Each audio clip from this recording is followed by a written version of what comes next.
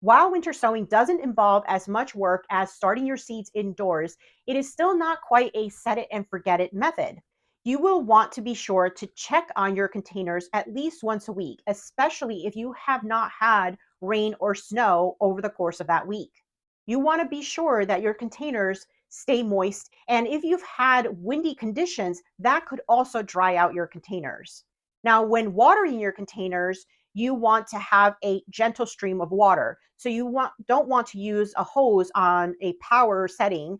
You may want to just use a watering jug and gently water those seedlings. Now, alternatively, people also bottom water their containers by taking out a tote, filling that with water, and then putting their containers so that they are absorb the water from the bottom. So you will want to check your seedlings as the spring weather arrives, because you'll want to see which ones have germinated, and those that have germinated may need some protection when the weather starts dropping into freezing temperatures. So anything below 34 degrees could risk you losing your seedlings.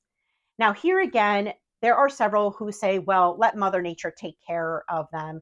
And, I don't want to lose a whole lot of seedlings. I want to be as successful as possible. So I throw a frost blanket whenever the temperatures are dropping below freezing. And typically that might be at nighttime. So I would only throw the frost cloth overnight and then remove it in the daytime.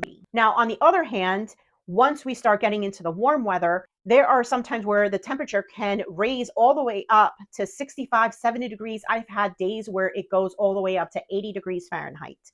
And in those cases, you want to do two things. You want to make sure that those containers are not in sunlight the entire day. You want them in a location where they are in shade starting at noon and the rest of the afternoon. Also, I tend to open my containers when we get those really hot temperatures, anything above 70 degrees, and I'm usually opening up those containers so that the seedlings don't fry.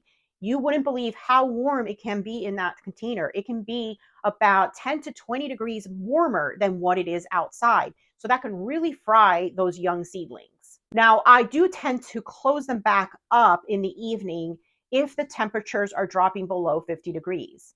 And that's just to be sure that they're fully protected. So I hope that these tips will help you have greater success with winter sowing your flower seeds. So let me know if you have any questions about winter sowing. I try to answer every single one of the questions in my videos. So thank you for spending the time with me, and I hope to see you next time. Bye.